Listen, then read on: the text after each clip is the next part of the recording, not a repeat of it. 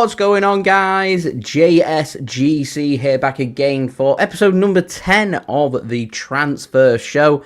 I feel like this summer's really flown by. It's been really slow progressing on the one hand, and then on the other hand, I feel like everything's just kind of been thrown at us all at once. So we've gone through phases of being exhausted with the transfer window from the beginning of June, and then quite a casual month, and then all of a sudden everything heats up towards the middle to end of July and players coming back, and then we're just going for a little quiet period again, and I have no doubt over the next 2 to 3 weeks or so that things are really going to warm up when it comes to transfers involving Manchester City. So before I do crack on with today's stream, make sure, like always, if you are enjoying the content, then do subscribe to my channel. I'm going to keep you guys up to date every single day here on YouTube with all the latest City transfer news. So if you haven't already, do subscribe. Also, don't forget social media links there in the description. If you want to go and follow me on my X, Instagram and TikTok, email also in the description too if you want to hit me up for any sponsorships for any videos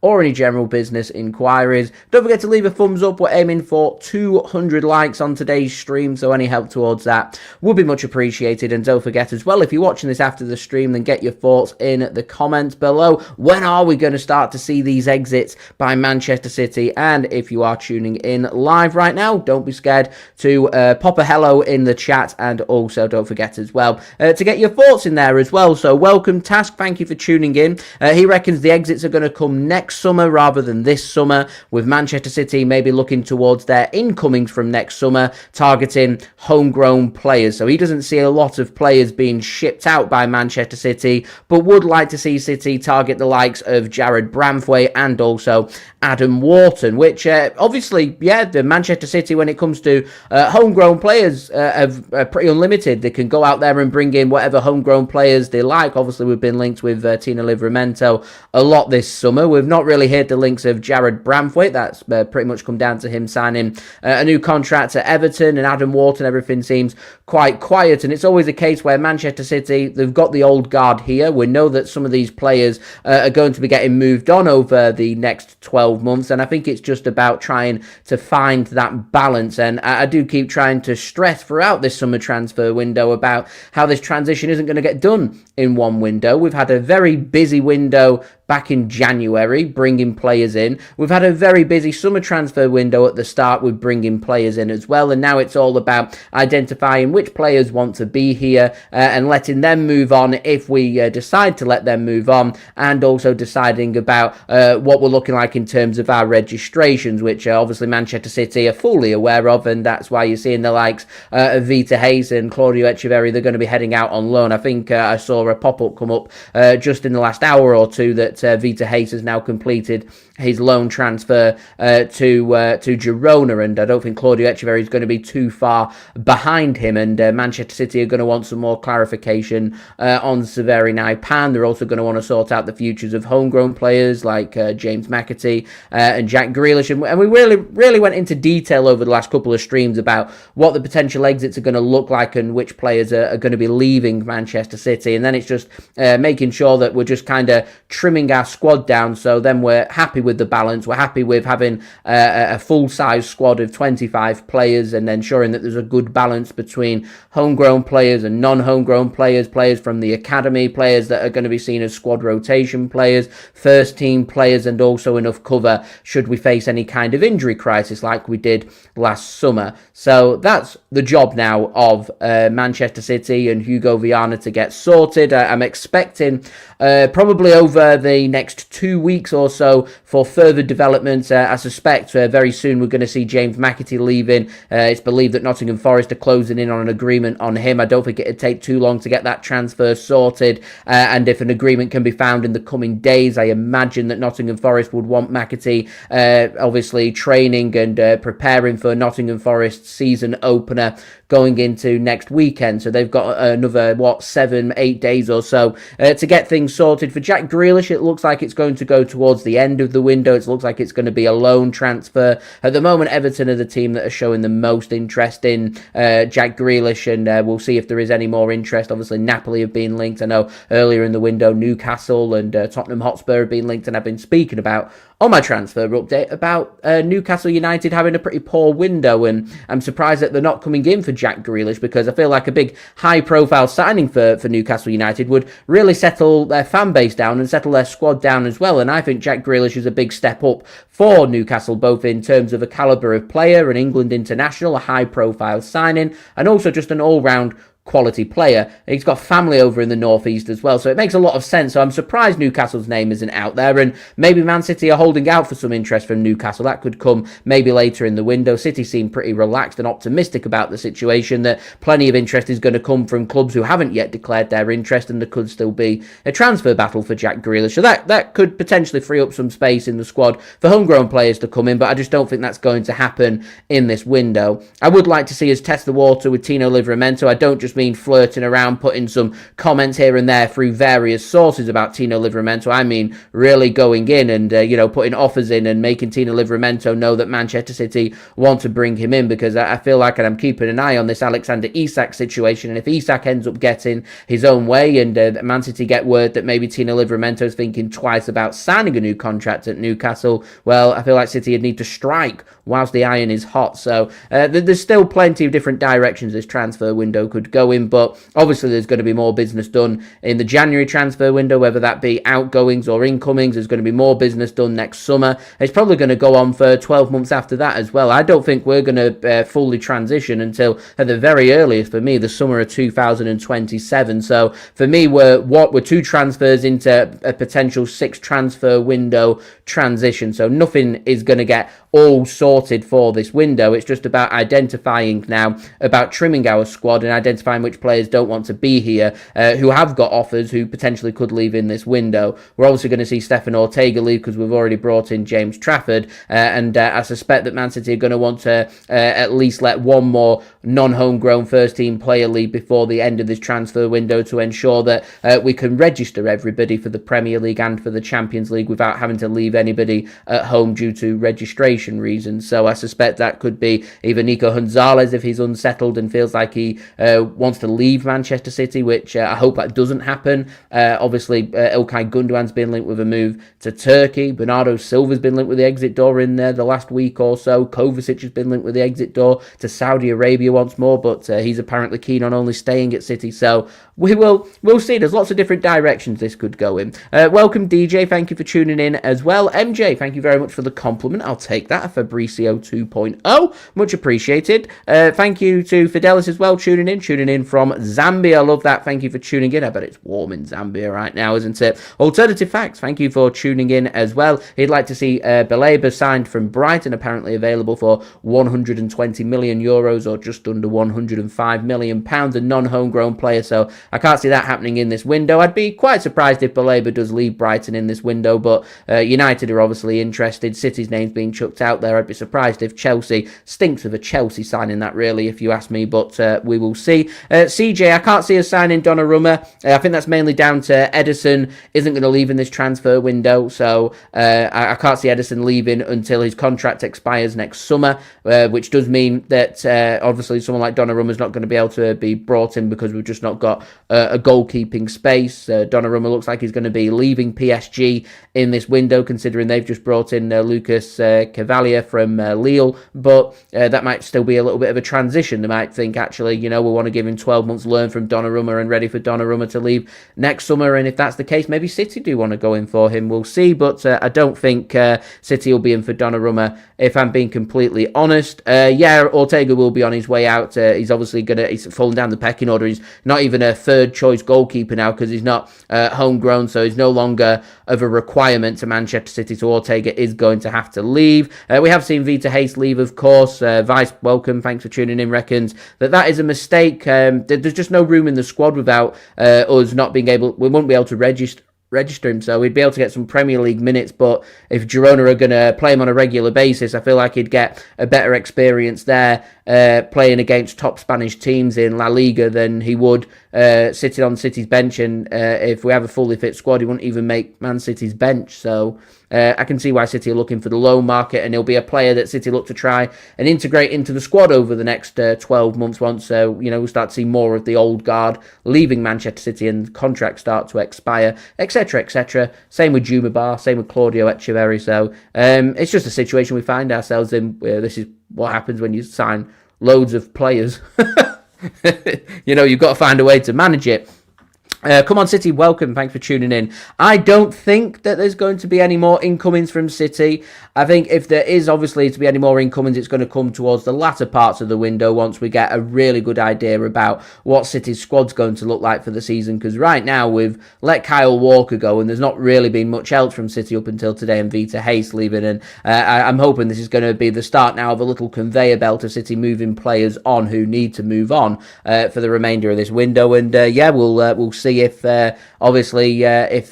Man City do choose to target anybody else. I'd like to see a right back signed. If it's to be a non-homegrown right back like someone like Dumfries, for example, then that can't come till later in the window, and it's going to take City to move on at least a couple more non-homegrown players in our squad, and that's not even taking into account that Ortega's going to have to leave, and we need to sort out Grealish, we need to sort out James McAtee, we need to sort out Claudio Echeverri, we need to sort out Severi Naipan. So there's so much that still needs to be doing, and I don't think we're going to get a clearer indication until maybe I reckon I'll be able to give a better answer to that maybe in 2 weeks' time, because at the moment I'm not entirely sure about what City's squad's going to look like. Evans, welcome.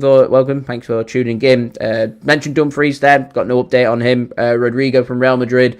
I'd be surprised if he ends up leaving Real Madrid during this window due to his price, unless they're willing to accept a loan transfer with some kind of purchase option. I'm surprised Saudi Arabia's not come calling for Rodrigo, but we'll see. And City have not hit anything in terms of Bradley Barcola. Adrian, welcome. Thank you for tuning in. Says if Gundogan's going to Galatasaray, they must be speaking to him already. Grealish to Everton looks likely. Stones and Bernardo will leave next summer. I'm going to add Ederson onto that as well. I reckon he leaves next summer as well. Galatasaray will be speaking to İlkay Gundogan. He's been on holiday in Turkey. He's done exactly the same as what Jack Grealish has done with his links to Napoli. During his spare time, he's gone to Naples. He's explored the local area. He's got a feeling for the city to see if he likes it. James McAtee's already done that in Germany, and İlkay Gundogan's been to Turkey many times, got strong associations with Turkey. His family name is from Turkey after all. So Galatasaray will be speaking to Gundogan all the time, and I think the fact that Galatasaray have already spoken publicly about Gundogan confirms their interest, but what they were saying was he's still a City player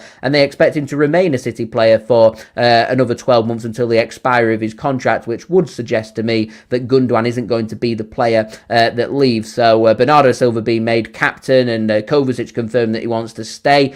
It potentially points towards Nico Gonzalez, and I really hope that it isn't true that Nico Gonzalez is going to be that non-homegrown player that ends up departing Manchester City, because I just don't feel like he's been given a fair opportunity. Every time I've seen him, he's looked very good. He's like Cody Husinov. Every time I've seen him, he's a bit raw, there's a bit of a learning experience. It's going to take a couple of seasons to embed himself into the squad. That doesn't make them bad players, and I want to see them given more opportunities, more minutes for development, for them to showcase what they can do, because after all, they're the future for Manchester City, the potential future spine. So letting someone like Nico G leave to keep Kovacic and Gundogan and Bernardo, who, let's face it, in the next 12, 24 months at the very, very most when it comes to Kovacic, these players aren't going to be at Manchester City. So to aid their progress and their minutes and excluding high quality young players who are the future of the club doesn't really sit right with me. So I'm hoping that they can find a balance, and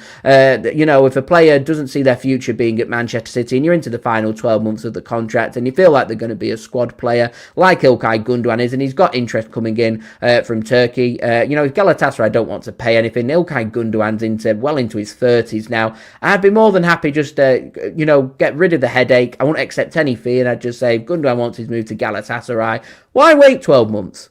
Why risk Nico G leaving because you want to keep Gundogan for another 12 months, who's, when we've got a fully fit squad, Gundogan probably doesn't even make the Manchester City starting 11. I could argue a case where he'd perhaps struggle to make the Manchester City squad. So it just doesn't make much sense for me, in my opinion. So we'll see. Joshua, welcome. Thank you for tuning in. He'd like to see Dumfries being brought in or Tino Livramento brought in. If it is to be the right back position, to be honest, it's easier for us to bring in a homegrown player. So Livramento would make more sense. It's just, I don't know why City aren't putting bids in. I'd test that water. I'd get Newcastle under pressure. I'd make it public knowledge that, Man City are very serious about Tino Livramento. See what happens from there. If Newcastle do end up being interested in Jack Grealish, as the potential of, working with each other to get something sorted. So we'll see. That's going back to Fidelity's question. That's as concrete as we've got on this right back situation at the moment with Manchester City. I don't think there is any other alternative right now. The right back market's so weak. Come on, City, that I can't see City dipping into the market for anybody else. I don't think City want to go out and bring in the wrong player. So it may just be a case that you stick with what you've got in the hope that it works. If it doesn't work, then obviously January is an option. If not, you look at next summer. It is a little frustrating that we've done so much business in this window and we're still looking at potential shortcomings in a position or two, which I get is very frustrating. And if City end up getting stung at any one point on that right-hand side, we're all just going to keep saying, well, you've got Mateus Nunes, who's a midfielder or a winger playing as a fullback, or you've got Rico Lewis, who we've all expressed some concern about his physicality, about being a future right back at Manchester City. And, we've all seen the writing on the wall. City will know about the writing on the wall, yet they've not gone out there and done anything about it. So priority position, and City have gone out and looked at other positions instead, and we are where we are now. Dalton, welcome. Thanks for tuning in. Says, all I know is if we're going to sign a right back or any defensive adjustments, we would need to sell the deadwood. Too many unks at the club. We have such a young and existing squad, I presume exciting squad of players, and not enough players of these high quality players getting game time. And I think Dalton there getting the nail on the head. I think I echo that one. I don't have too many problems with the older experienced players. It's just having too many of these older experienced players. As far as I'm concerned, when it comes to the unks at Manchester City, the very best that we had was Kevin De Bruyne, yet we haven't hesitated to ensure that he leaves to keep everybody else. Which I get why City have let De Bruyne go. De Bruyne still thinks he can compete at a high level. We can't offer him maybe more than a 1-year contract extension. He's a high earner. We want to get some of our other high earners onto brand new contracts, like Rodri and Phil Foden. So you've got to make way for that money to come in to balance the books when it comes to our wage structure, and bringing in Omar Marmoush, who's on near enough £300,000 a week as well, means that, yes, City have got to find a way to balance them books. It's probably why City is so insistent with Jack Grealish that his wage gets covered, but no club out there is going to pay £300,000 a week for Jack Grealish right now. The clubs that are interested in him don't pay £300,000 a week for their wages for players. So there's got to be some kind of compromise there. A case in particular for Jack Grealish, that you either keep Jack Grealish or you find a way to move him on. I wouldn't be accepting Man City paying £200,000 a week for Jack Grealish to play for another club. I think that's pretty bad for business. Saves us £100,000 a week in our wages, but we're a high quality player down who we're not going to replace, and we might need Jack Grealish at some point. So unless it financially makes sense, I wouldn't accept a sale for Grealish. So we'll see.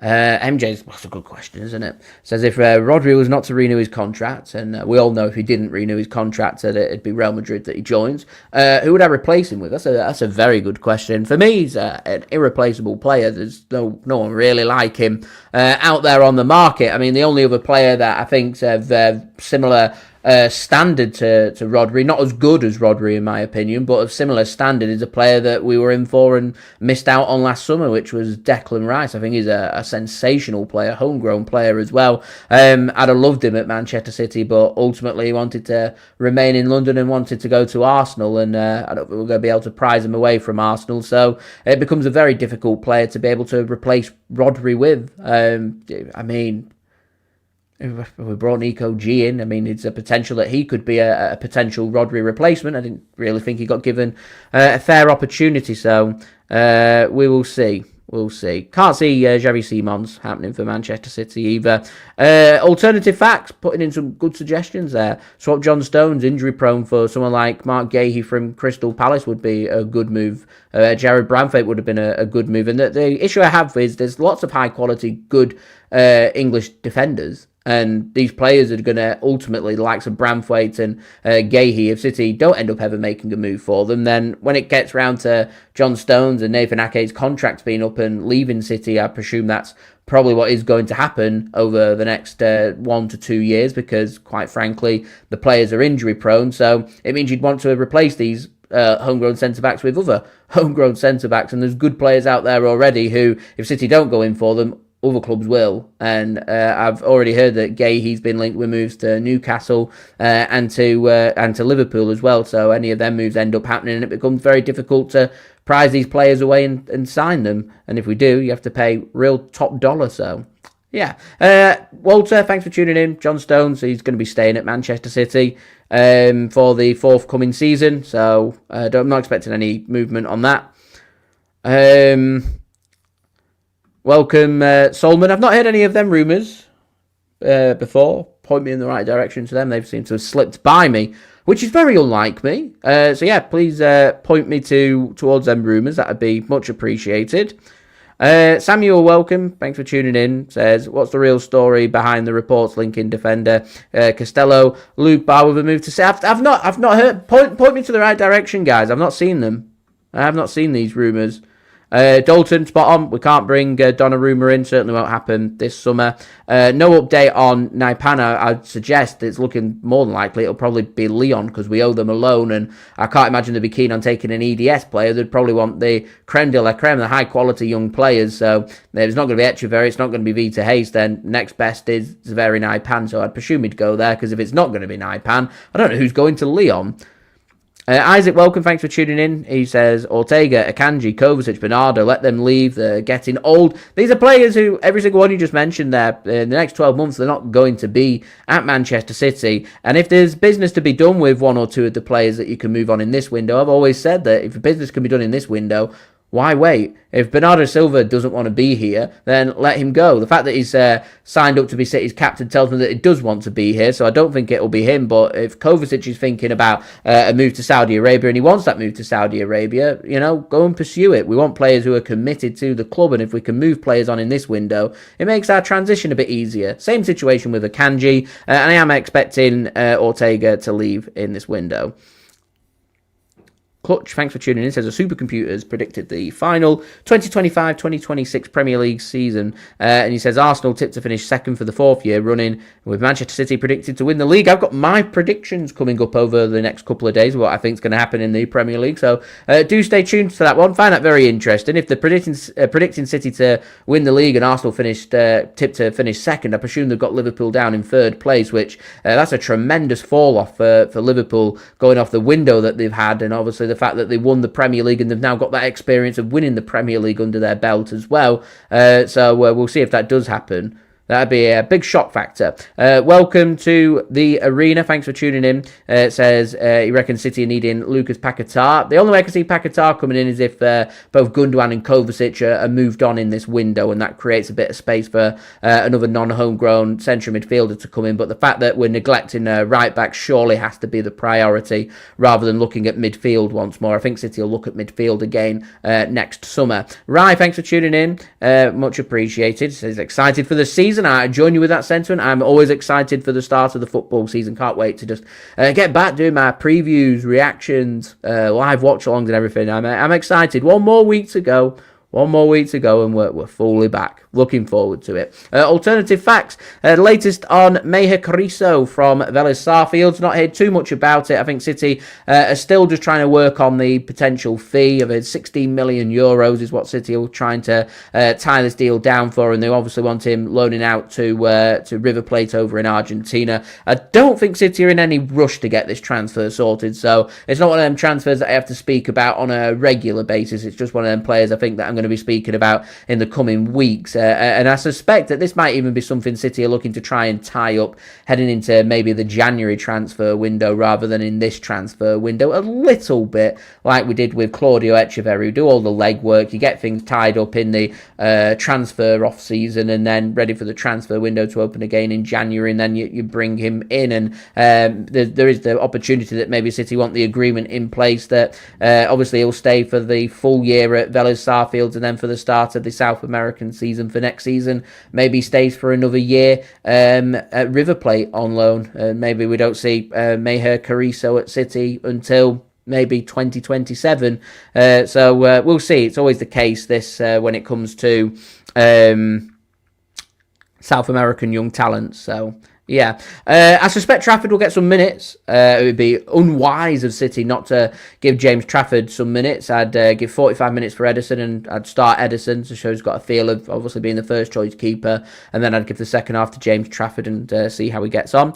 Clutch Clips, providing the clutches for me, says Man City searching for a new right back in the market, but the available options are few. Espanyol player Omar El Hilali could be the potential perfect solution for Manchester City. Is not homegrown though, so City do need to move players on. I'll investigate that further for ready for my transfer update, but thank you for sending that to me. That is much appreciated. Idris says the likes of Akanji, Gundo, Ake, so many old players, they need to leave. It seems to be an echoing thought coming from you guys, so we'll see. Not Joshua, I've not had much interest in Munoz from Crystal Palace. I think he's a good player, getting on a little bit, but real good player. I thought he were really good in the FA Cup final when playing against us, so I'm surprised there isn't more interest from other clubs in Munoz, but we'll see. We'll see if there is. Transfer window's very long, and clubs are going to start getting desperate over the coming couple of weeks once they've got a couple of Premier League games under their belt and they realise actually they're looking quite exposed in a position or two. So we will see. Fidelis says would like a younger squad in terms of ages, always trying to bring the average age of that squad down. There's still a fair amount of old players in City. Normally, as my rule of thumb, under the age of 23 is what City look for, unless they're looking for like-for-like replacements in their first team squad. So someone like Tajani Reinders or Omar Marmoush, they're the exception to the rule, because City aren't looking for the next generation. They're looking for a player who's ready here and now, and if that's the case, they tend to look for players aged between, I'd probably say, around 24 to 27 years old. So yeah, Dalton given an exclusive. Says, welcome Urfa Cuming, officially announced by Manchester City just now. One for the future, expected to join the Manchester City elite development squad. We're getting some exclusives coming in. I like it. I'm looking forward to covering all this in the my daily transfer update. That will be coming out in the next hour and a half or so for you guys to enjoy, and you are more than welcome, Fidelis. Thank you very much, Iris, tuning in from Kenya. Say, thanks for tuning in. Welcome as well. Welcome, Tim. Much appreciated. Work. I feel that one, my friend. Martin Fernandez is who Chill would like to see signed by Manchester City. We'll see if that does happen. Clutch saying Echeverri loan to Girona is not on the cards, with the preference being a Premier League side if he does leave City this summer. Sources close to the player believe that a temporary move is needed to ensure that he does get regular playing time. I think that's why he wanted his move to AS Roma, which I'm going to go against what everybody else has said about Echeverri, and they want to keep hold of Echeverri. I practice what I preach with what I've said about loan players, in particular first team players that City have got. It's very easy to get stuck in the loan rut, and when teams haven't got the obligation to buy included in their loan, I think it encourages teams to develop their own players who have got good sell-on value. Now, if Manchester City let Claudio Echeverri go to AS Roma, there is a chance that City may not want to activate their buyback clause, and I think that would encourage AS Roma to then look to develop and give plenty of opportunities for Echeverri, and it'd have cost Manchester City €7 million to take that risk factor of loans away, which €7 million to City was just over £5 million. It's small change to Manchester City, and if I were in charge, I'd have seriously contemplated accepting that transfer. €33 million as an obligation to buy. We've got a buyback clause at €40 million, so it's €7 million basically that City would need to pay to bring him back, and it ensures his development, and he'd have got the regular minutes that he's looking for. it would have been a case that, he develops over the next couple of years. You get a better answer about just how good he is. Man City have, worst case scenario, profited a heck of a lot of money. It's £28 million. We brought him in for just under £13 million. We doubled our money in the case of a year. So I would have contemplated that, but it does showcase about how highly Man City rate Claudio Echeverri. I know for a fact he's not overly that keen on a move to Girona. It doesn't surprise me that he's looking at Premier League clubs, and we'll see if there is any compromise from City when it comes to a loan transfer, but we'll see. I don't think Molina will be brought in by City in this window or targeted by City as well. I'd love to have some right back news for you guys, I really would, but Kulu, I'm afraid I've not got that one for you. Welcome says, I'd like Gundo to go, bring in Paquetá into our midfield and help take it to the next level. Problem is he's non-homegrown, so it's not just Gundogan that need to leave. We need to move on another non-homegrown player in the squad that isn't Stefan Ortega, because I'm presuming that he's already leaving. That's how fine the margins are with our registrations of non-homegrown players, so we will see. We will see. Victor, thanks for tuning in. Like to see City target João Neves. I think that ship has sailed, unfortunately. Welcome, Jennifer. Thanks for tuning in. Sorry, Steve. Apologies, my friend. Tuning in from Hartford, Connecticut. Love that one. Thank you for tuning in. Much appreciated. And I'm glad you are enjoying the show as well. Chris, welcome. I can't see... I like Mateus Nunes. He's a good squad player. Really good squad player.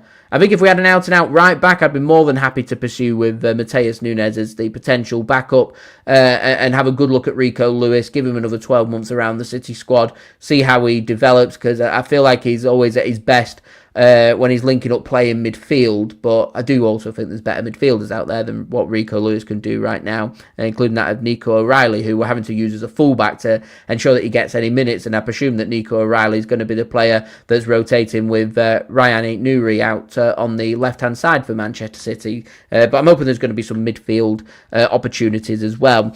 Jay, great name, thanks for tuning in, but tuning in from New Jersey, love that, thank you for tuning in, much appreciated. I think that Echeverri will leave on loan is what I think will happen, so we'll see. I've not heard anything about Erling Haaland being injured in training, but I've not checked the news in the last hour or so I don't know if that is the case or not. We'll see. Alternative, thank you very much. Much appreciated. Yeah, don't forget, like and subscribe.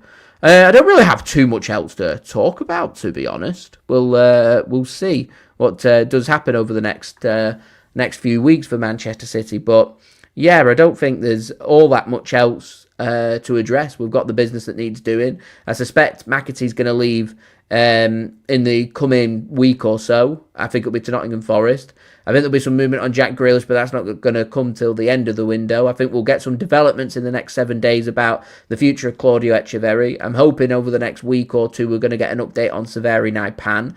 And obviously we've seen Vita Hayes today join Girona, so it just leaves the first team players. I think City are just going to keep an eye on their first team from now until the end of this window, and then make a decision, perhaps maybe a player or two leaving that's around the first team squad. What I was speaking about before, the likes of Gundogan, Kovacic, Nico G, etc. Having a look at that, and there might be a possibility that City could bring in one more in this window to the first team squad, but right now I'd say I'd be surprised. Welcome, Enoch. Thank you very much. You are more than welcome. Welcome to Dondre. Thank you for tuning in. Much appreciated. US Blue as well. Sorry, I've got my transfer update to do, guys, so I'm going to go and get that one sorted. So I just don't want to make sure I've missed anybody. So I do want to say hello and welcome. Welcome, US Blue, for tuning in. Thank you very much, Andeswa, for tuning in as well. Welcome to Abdirahman as well, thank you for tuning in, much appreciated, and welcome everybody as well. If I've missed you, I do apologise. It's quite difficult keeping up with the chat, but yeah, another cracking episode of the Transfer Show. Good to chat all things Manchester City and transfers, and I feel like now we're just on the cusp of things getting really exciting when it comes to Manchester City just having a look at what their squad's going to look like, and we've said we've needed to focus on the outgoings, and I suspect that that's going to be what City are going to focus on for the last few weeks of this transfer window. So I suspect that this is not going to be the last that we're speaking about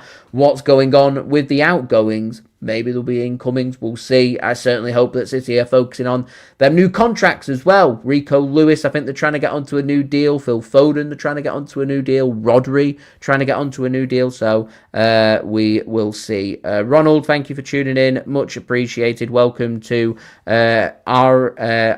I hope I've said your name correctly, my friend. Thank you for tuning in. And US Blue, thank you very much. Much appreciated. Right, I'm going to go and catch up on all the other transfer stories from Manchester City ahead of my transfer update. I'm hoping to have that out for you guys in the next 60 minutes, so do stay tuned for that. Obviously, we've got daily City transfer updates for everyone to enjoy. We'll be back again next week. I'm not too sure when I'm going to be live next week because I know I'm fully aware I've got to do all the preparations ahead of the start of the Premier League season with Manchester City. So if it's not Friday, it'll be one of the other days midweek for my transfer show. So I will see you guys for that. So stay tuned. Don't forget to subscribe. Don't forget social media links in the description too. If you want to go and follow me on my X, Instagram and TikTok, email also in the description too if you want to go and hit me up for any sponsorships for any videos or any general business inquiries. Do leave a thumbs up on today's update. We're aiming for 200 likes and get your thoughts as well in at the comments below. Finally, Lit, welcome. Thank you for tuning in. Much appreciated.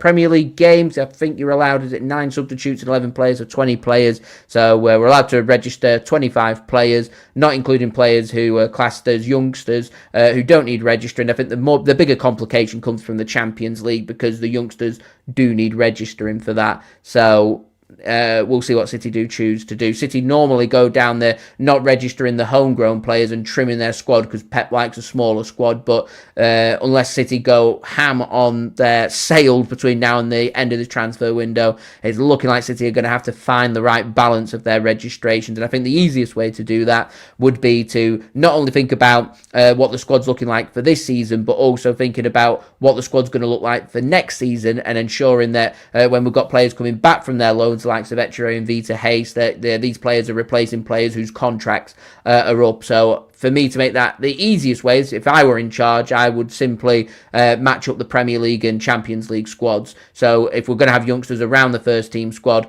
they're going to get registered or potentially could be registered if we want to go down that route. If you get where I'm coming from, it can get very complicated. So yeah.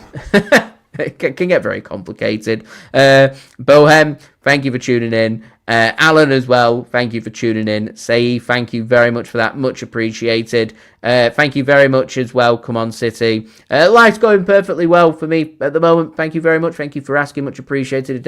How's life for you? I hope everything is all hunky-dory for you. And welcome, Philip, as well. Anyway, I'm going to go and crack on with my daily transfer update. 60 minutes or so. It will be out for you guys to enjoy. So I'll see you then. So I've been JSGC. Thank you, everyone, for watching. Hope everyone is safe and well. Peace. Ciao for now.